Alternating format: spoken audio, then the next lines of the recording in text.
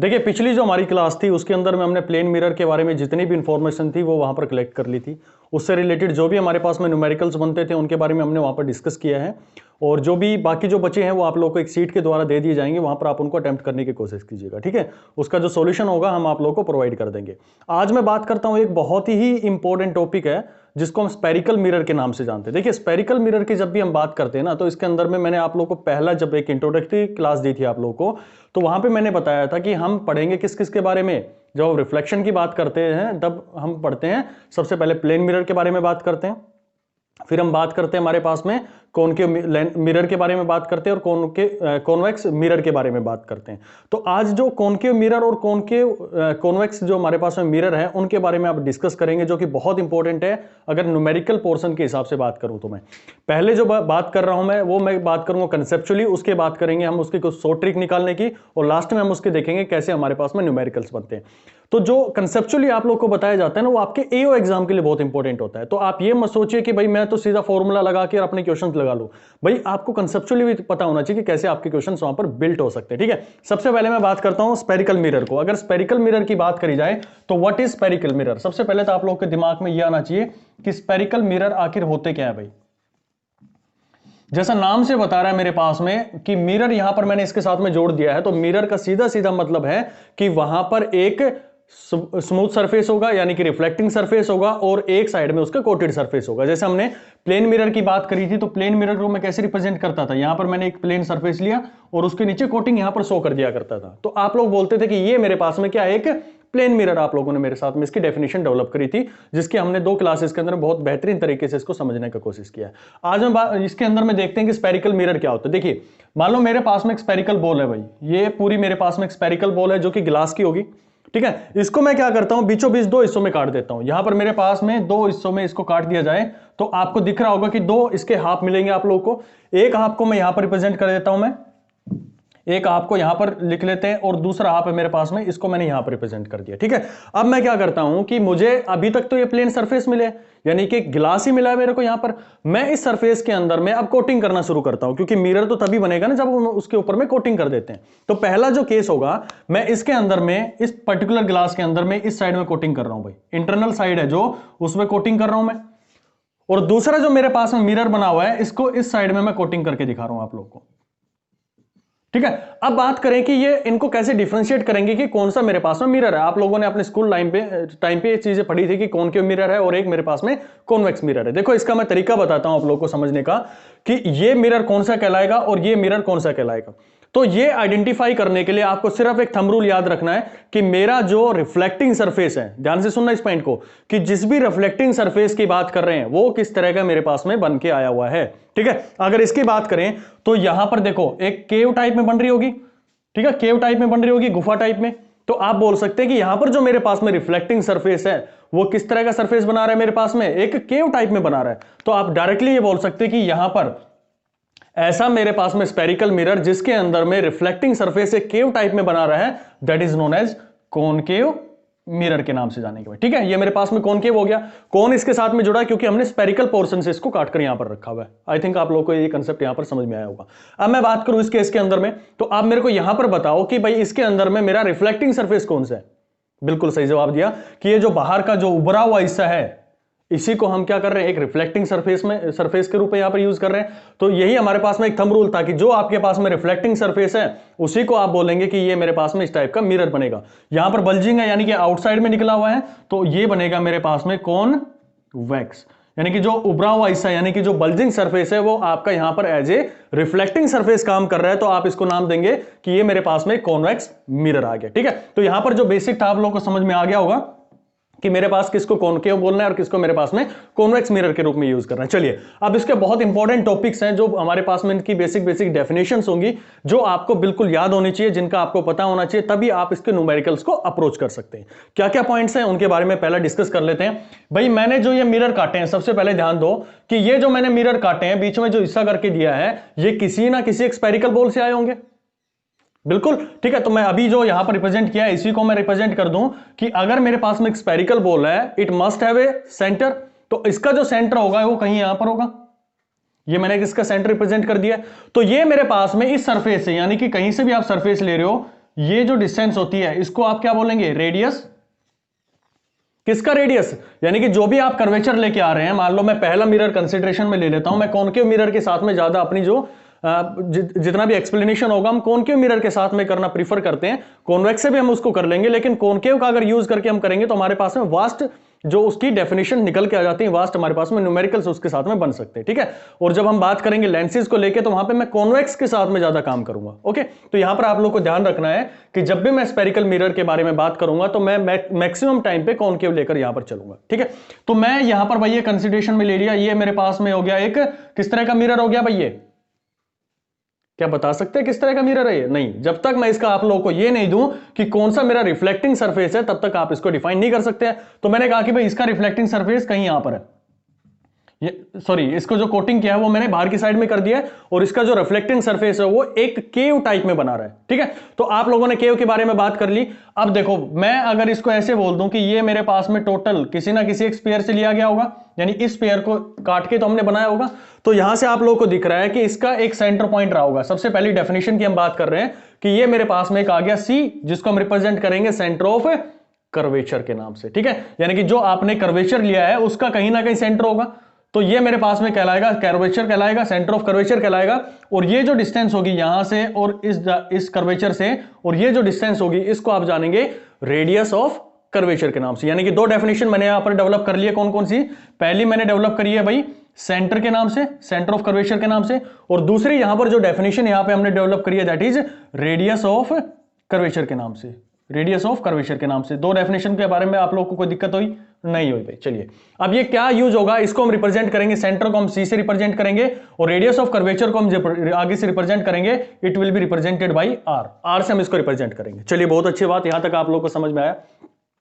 तीसरा इसके अंदर में हमें एक बहुत इंपॉर्टेंट पॉइंट यहां पर कंसीडर करना होता है, दैट इज नोन एज पोल। पोल के बारे में हम डिस्कस करते हैं। तो पोल आखिर होता क्या है, ठीक है। पोल क्या होता है?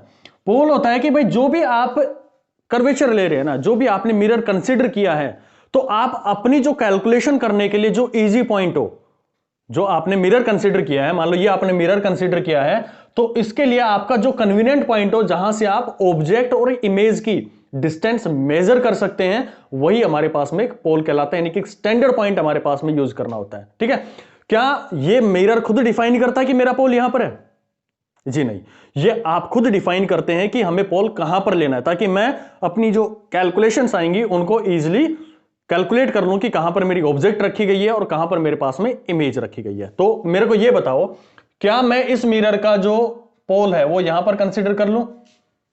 क्या मैं इस पूरे मिरर का जो मैंने अभी ये मिटा दूं भाई, यहां से आप लोगों को समझ आ गया होगा, ये सिर्फ एक रिप्रेजेंटेशन था कि कैसे हम सेंटर ऑफ कर्वेचर को यहां पर डिफाइन करते हैं, ठीक है।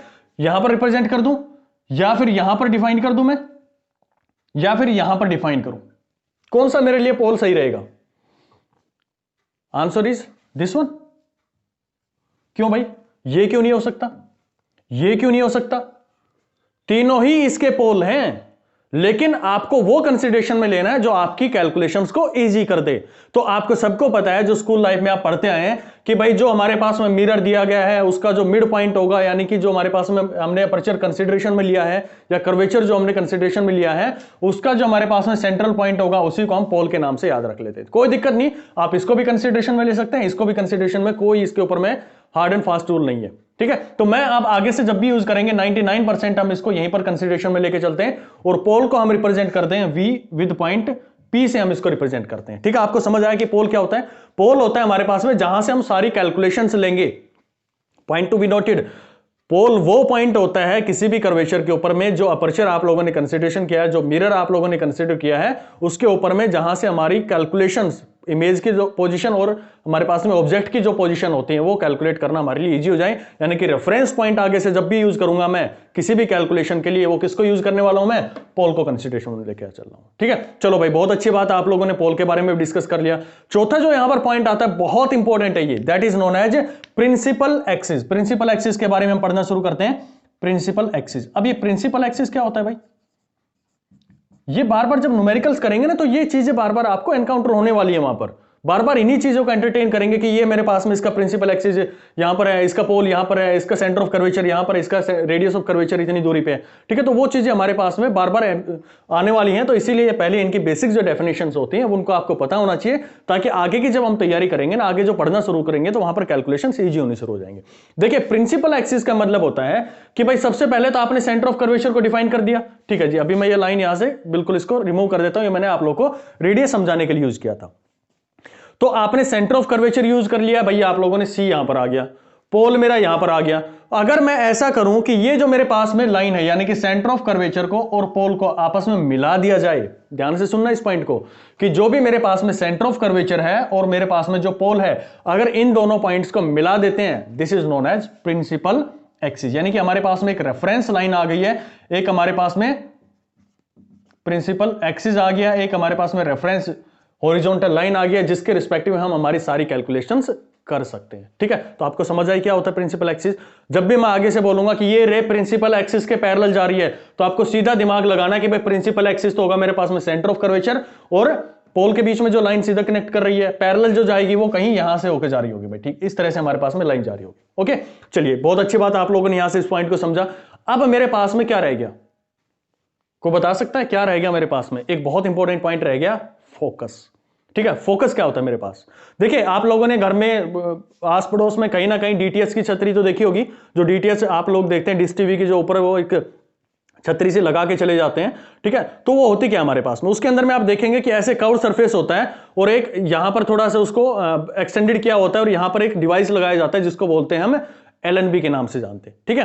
तो वो रखी कहां जाती है? वो बेसिकली उसके एक पर्टिकुलर पॉइंट पर रखी जाती है, ताकि हमारे पास में जितना भी सिग्नल आ रहा है इस स्पेरिकल जो हमारे पास में सरफेस बना हुआ है डिस्क का, उसके ऊपर में टकराए, और टकराने के बाद में पूरी की पूरी इंटेंसिटी के साथ में जितनी मैक्सिमम इंटेंसिटी होगी उस पॉइंट पर जाकर एक जगह पे इकट्ठी हो जाए। यानी कि वो क्या चाहते हैं हम, फोकस एक ऐसा पॉइंट होता है जहां से हमारे पास में सारी एनर्जी जो आई उस पर्टिकुलर पॉइंट पर कंसंट्रेट हो जाती है।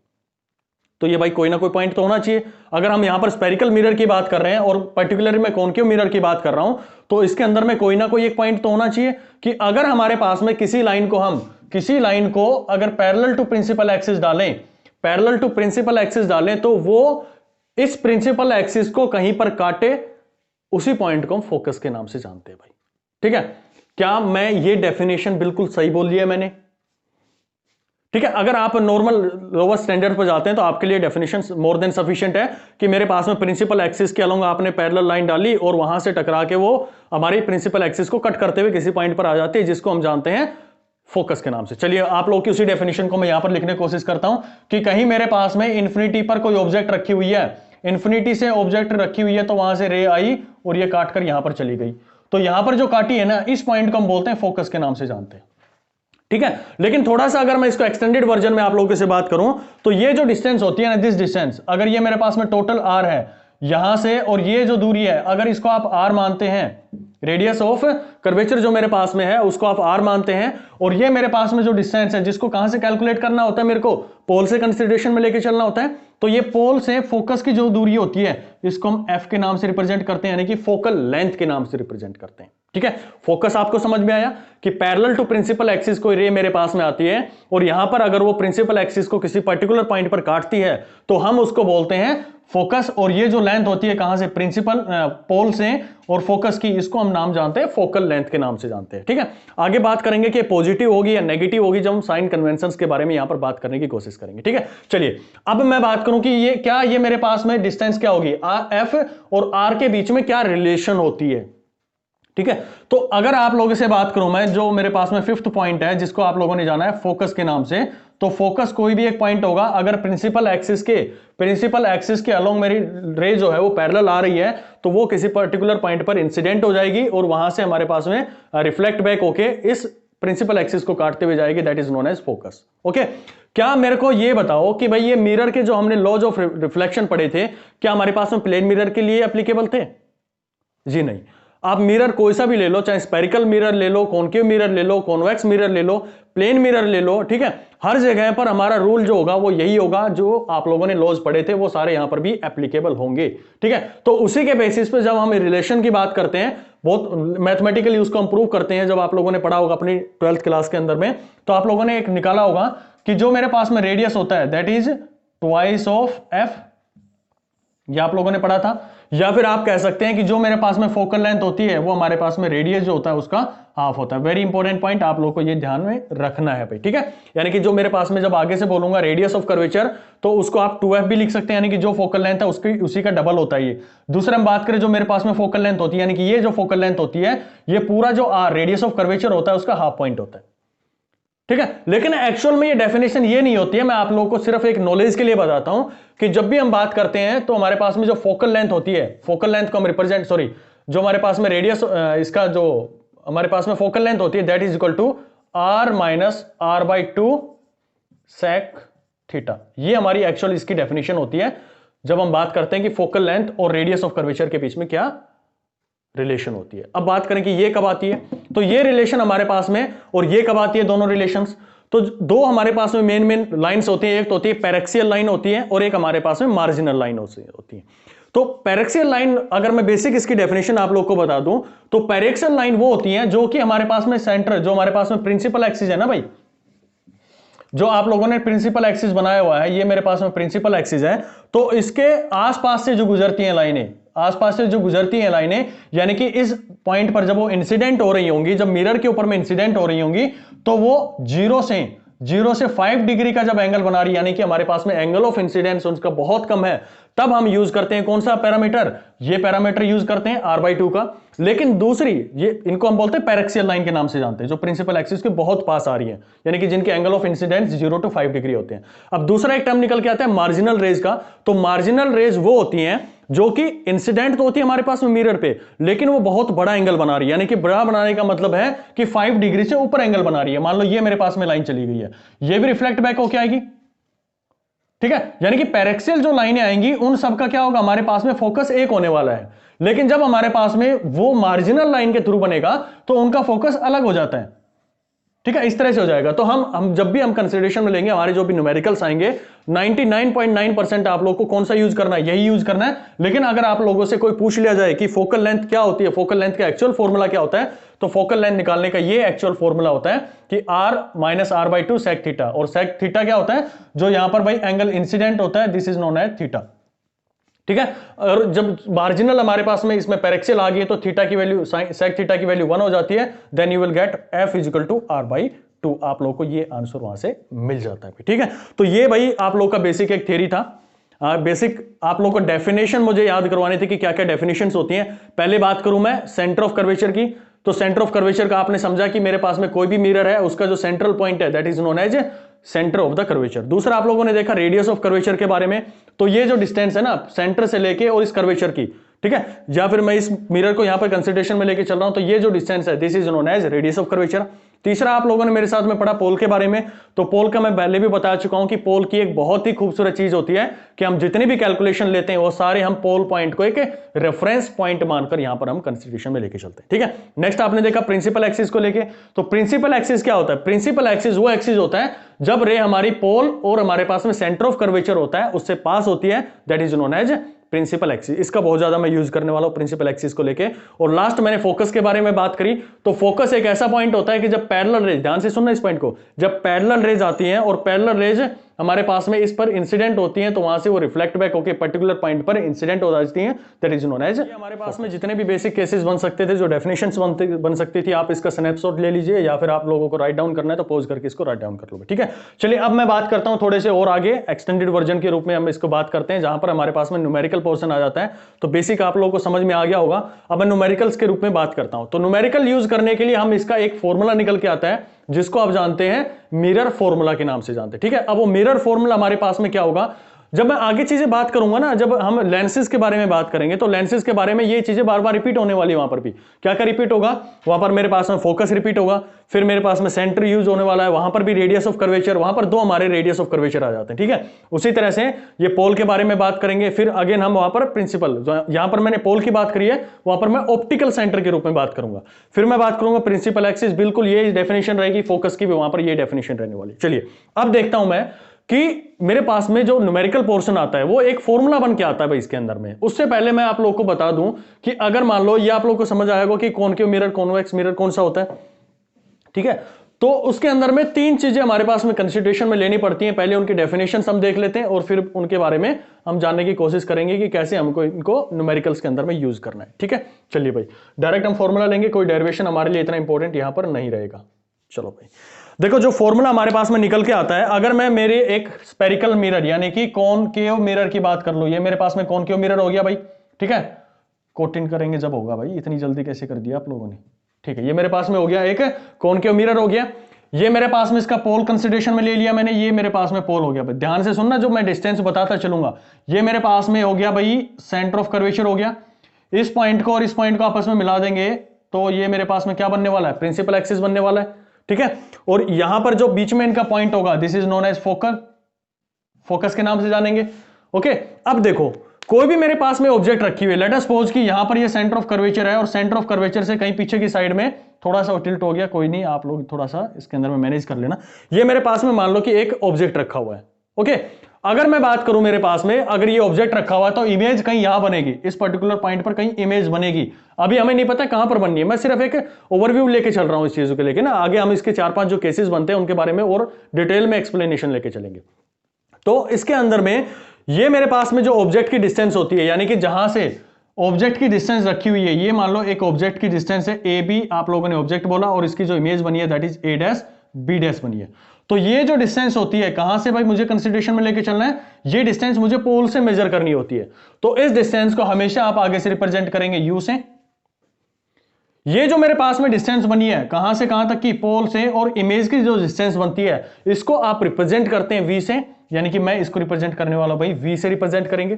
ये आपको समझ आया यू का, और ये मेरे पास में वी का हो गया। अब तीसरा यहां पर क्या एक और बन सकती है लेंथ, यहां पर जो लेंथ बन सकती है वो ये बनेगी कि इस पोल से लेके और इस फोकस की जो डिस्टेंस है, यानी कि ये जो लेंथ है, ये मेरे पास में क्या होगी, तो इसको हम आगे से रिप्रेजेंट करेंगे स्मॉल एफ से, आगे से रिप्रेजेंट करेंगे, यानी कि ये मेरे पास में होगी एफ। तो तीन चीजें आप लोगों को मिल गई है। एक रिलेशन ऑलरेडी आप लोगों ने सीख रखा है कि मेरे पास में जो एफ होता है दैट इज r/2 होता है, ये तो आप लोग को हमेशा याद रहना चाहिए, ये चीज हो गई है। तो इनके बीच में जो रिलेशन बन के आती है वो ये होती है 1/f, यानी कि जो आपके पास में फोकल लेंथ है वो is equal to 1/v plus में 1/u। ये मेरे पास में जो रिलेशन है वो निकलकर यहां पर मेरे पास में आती है, that is 1/f equal to 1/v plus में 1/u। अब आप सबको पता है कि f क्या होता है, v क्या होता है और u क्या होता है। ठीक है, अब मेरे को थोड़ा सा इसके अंदर में ये समझ में नहीं आया कि भाई मैं किसको पॉजिटिव लूंगा और किसको नेगेटिव लूंगा। ठीक है ना, साइन कन्वेंशन तो हमें यहां पर यूज करने पड़ेंगे, क्योंकि अगर आप यहां पर बात करते हैं तो ये कैलकुलेशन आपने तो यहां ले ली, अगर इन एनी केस ये जो कुछ बन रहा है वो इसके उस तरफ में बनता तो उसको कैसे हमें यूज करना होता। क्या ये मेरे लिए जो फॉर्मूला आप लोगों ने निकाला ये सभी के लिए कन्वीनियंट है, सभी के लिए यूनिवर्सल हो गया? ये जो भी स्पेरिकल मिरर पढ़ेंगे, चाहे कॉन्वेक्स पढ़ेंगे या कॉनकेव पढ़ेंगे, तो क्या सभी के लिए एप्लीकेबल है? तो इसको हम सीखते हैं हमारे साइन कन्वेंशन फॉर्मूला से। तो sign convention formula, sign convention हमें क्या कहता है, वो ये कह रहा है कि भाई जो भी आपके पास में मिरर है, ध्यान से समझ लेना इस पॉइंट को, यहीं पर पूरा ट्विस्ट है इस पूरे चैप्टर का, ये आप लोगों को समझ में आ जाता है तो बड़े इजीली इसको कर लोगे आप लोग। ठीक है, मैं तीन केस यहां पर कंसिडर कर रहा हूं भाई, तीन केस यहां पर कंसिडरेशन में लेके चल रहे हैं। एक तो ये मेरे पास में है, एक मेरे पास ये है, और एक मेरे पास में ये है भाई मिरर। तीन मिरर मैंने यूज किए हैं। यहां पर मेरे पास में ये कोटेड है, ये ले लिया, और यहां पर इसके कोटिंग यहां पर ले ली मैं। चलो भाई, अब पहले केस के अंदर में मैं ऑब्जेक्ट यहां पे रख रहा हूं भाई, ये मेरे पास में ऑब्जेक्ट रखी है और यहां पर मैं इससे रे इंसिडेंट करवा रहा हूं। यहां से रे इंसिडेंट होगी, ये गई भाई इस डायरेक्शन में, और यहां से रिफ्लेक्ट बैक होकर ये इस साइड में आ जाएगी, क्योंकि आपको पता है कि प्रिंसिपल एक्सिस के पैरेलल कोई भी रेज आएगी वो कहां से पास होकर आएगी, उसके फोकस से पास हो जाएगी। दूसरा इस केस में बात करूं मैं, ये इसका प्रिंसिपल एक्सिस हो गया। अभी बार बार चीजें नहीं बताऊंगा कि क्या प्रिंसिपल एक्सिस होता है। ठीक है, यहां से रे गई और ये पैरेलल गई, और आपको पता है कि जब पैरेलल टू प्रिंसिपल एक्सिस आती है तो आपको पता है कि वो कहां से पास होकर जाएगी भाई, उसके फोकस पॉइंट से पास हो जाएगी। चलो जी, बहुत अच्छी बात हुई है।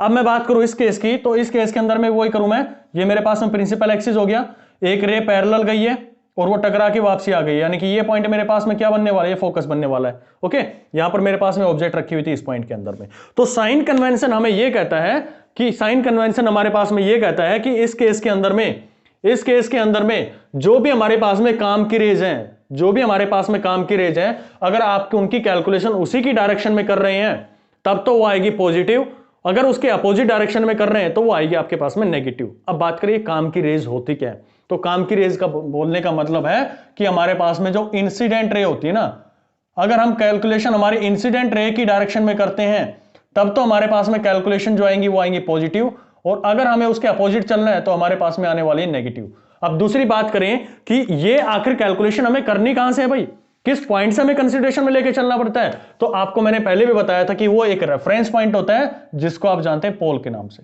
यानी कि सारी कैलकुलेशंस हमें पोल से कंसीडरेशन में लेके चलनी पड़ेगी।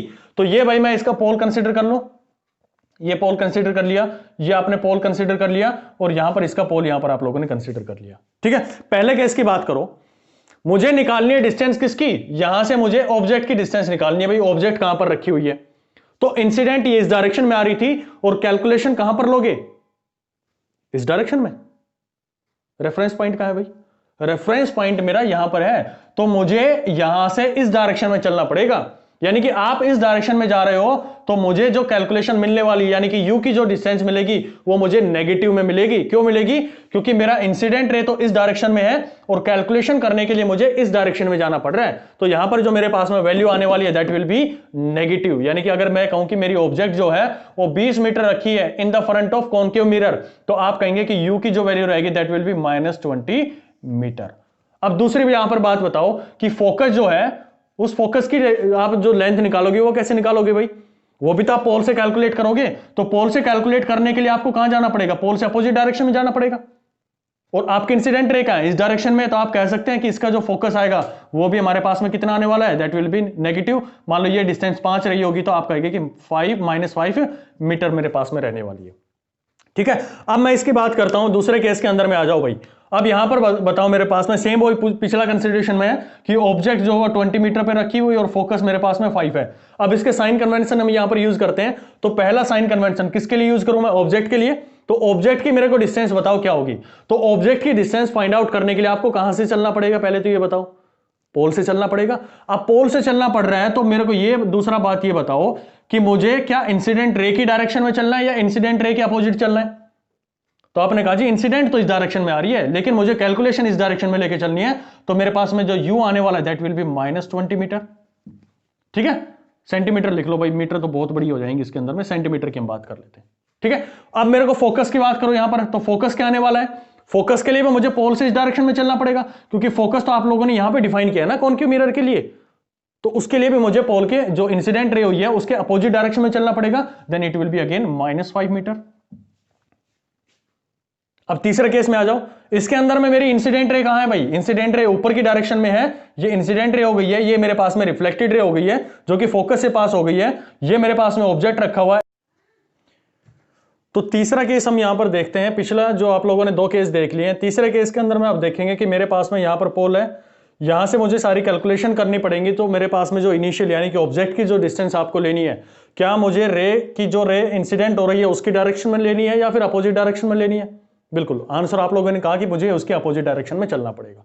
तो आप लोगों ने यहां पर देखा कि ये जो मेरे पास में फॉर्मूला है, ये मेरे पास में जो फॉर्मूला निकल के आया है, इसकी अगर वैल्यू यहां पर मैं अगर यहां पर हम बात करें कॉनकेव मिरर को लेके, तो कॉनकेव मिरर के अंदर में इसकी जो फाइनल डिस्टेंस है यानी कि ऑब्जेक्ट की जो डिस्टेंस है दैट इज इमेज की जो डिस्टेंस बनने वाली है वो भी नेगेटिव बनने वाली है।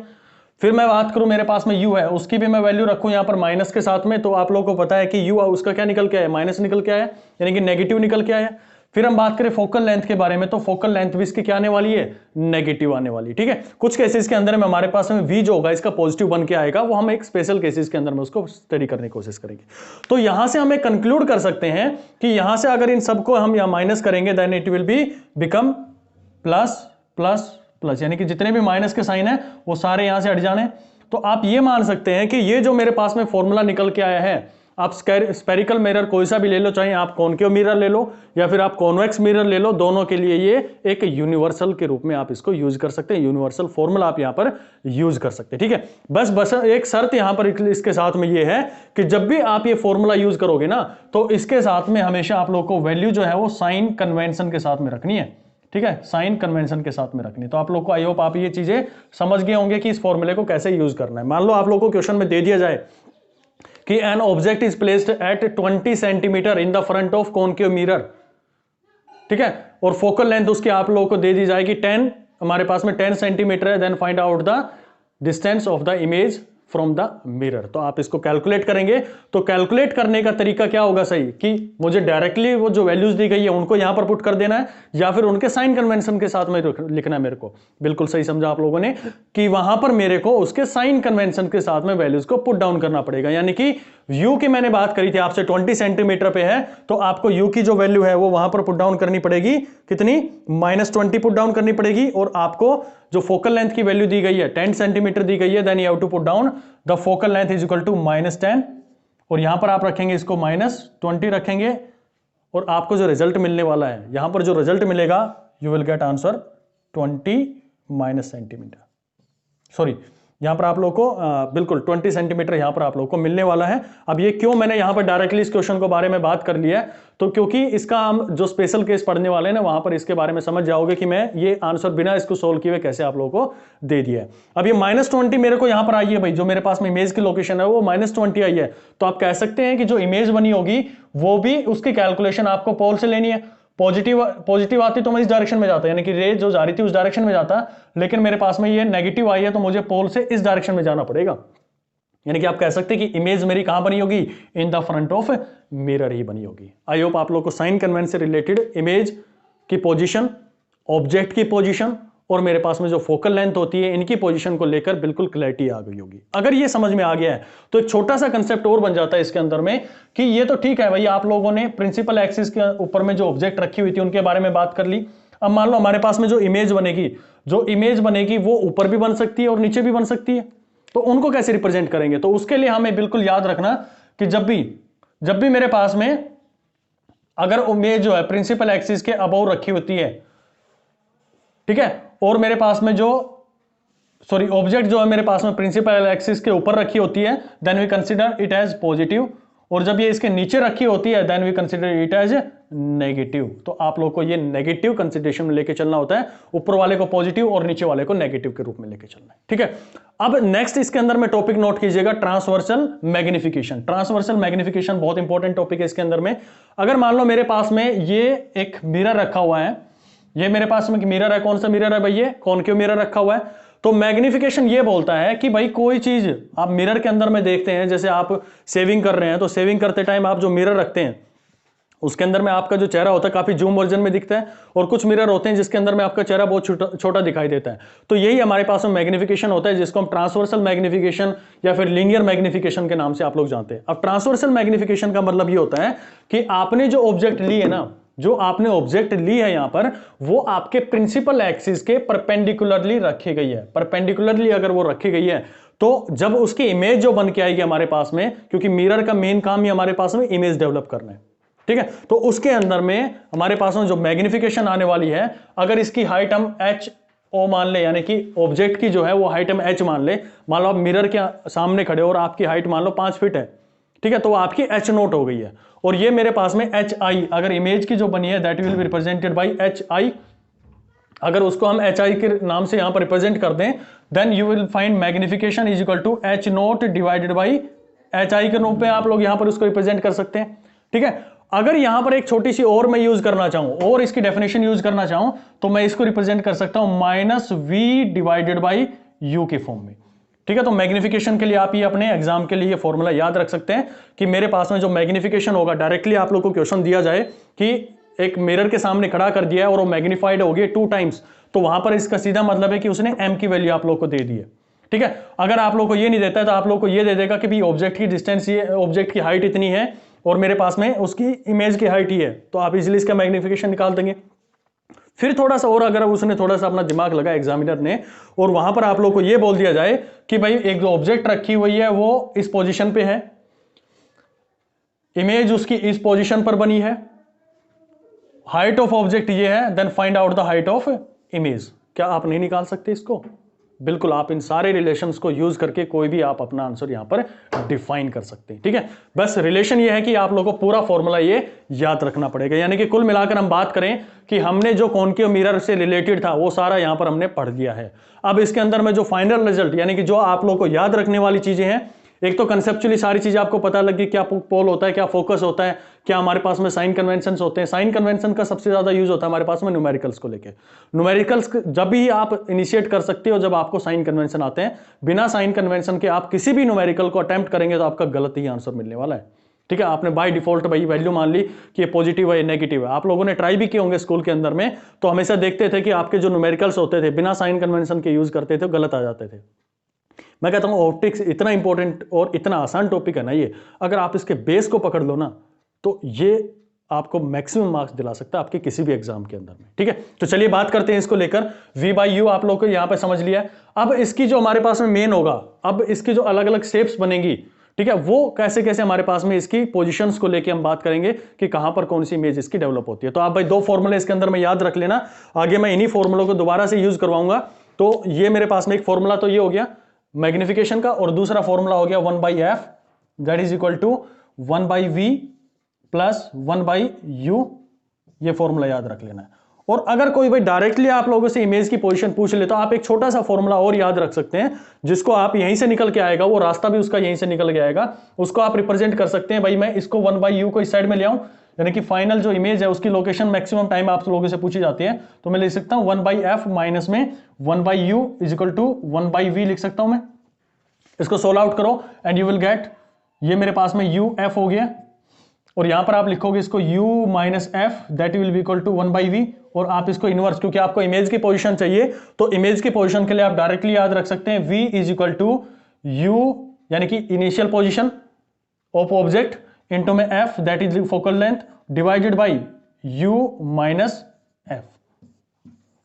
लेकिन शर्त क्या है भाई, यहां पर भी आप लोगों को ये जो वैल्यूज पुट करनी है ना, ये आपको विद साइन कन्वेंशन ही पुट करनी है। जैसे हम लोगों ने यहां पर न्यूमेरिकल की बात करी थी ना कि वो 20 सेंटीमीटर पे है, तो आप लोगों ने बाय डिफॉल्ट माना कि हाँ अगर कॉन्केव मिरर के सामने रखा है दैट इज -20 सेंटीमीटर।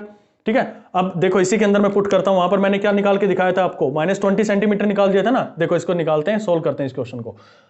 रखो, फाइनल पोजीशन निकालनी है मेरे को। u कितना है उसका, u आप लोगों ने बोला मेरे पास में -20 पे रखा है तो मैंने -20 रख दिया भाई। ठीक है, अगला क्या, फोकल लेंथ है। फोकल लेंथ कितनी आ रही है उसकी, -10 आ रही है, दे रखी है आप लोगों को क्वेश्चन के अंदर में, बिल्कुल ये हो गया। फिर उसने क्या कहा, डिनोमिनेटर में आप लोगों को क्या पुट करना है, डिनोमिनेटर में आप लोगों को u माइनस एफ पुट करना है। तो u आप लोगों के पास में गिवन है दैट इज -20, और f की वैल्यू क्या है, क्योंकि हमारे पास में फोकल लेंथ भी क्या है, नेगेटिव आएगी, सारी कैलकुलेशन इधर ले रहे हैं, तो ये भी हमारे पास में क्या आ रही है, दैट विल बी माइनस और -10 दोनों मिलेंगे तो मेरे पास में 10 हो गया। सोल्व करना भाई इसको, तो आप लोग पाएंगे कि यहां पर मेरे पास में माइनस माइनस क्या हो गए, यहां पर माइनस और माइनस मेरे पास में क्या हो जाएंगे। और जब आप इन दोनों को सोल्व करेंगे then you will get 200 divided by, नीचे क्या मिलने वाला आप लोगों को 20 मिलेगा, सॉरी यहां पर आप लोगों को क्या मिलने वाला है, दैट विल बी -10 मिलने वाला है। तो यहां पर जो पोजीशन निकल के आई है that will be equal to -20 centimetre आप लोगों के पास में निकल के आएगी। ठीक है,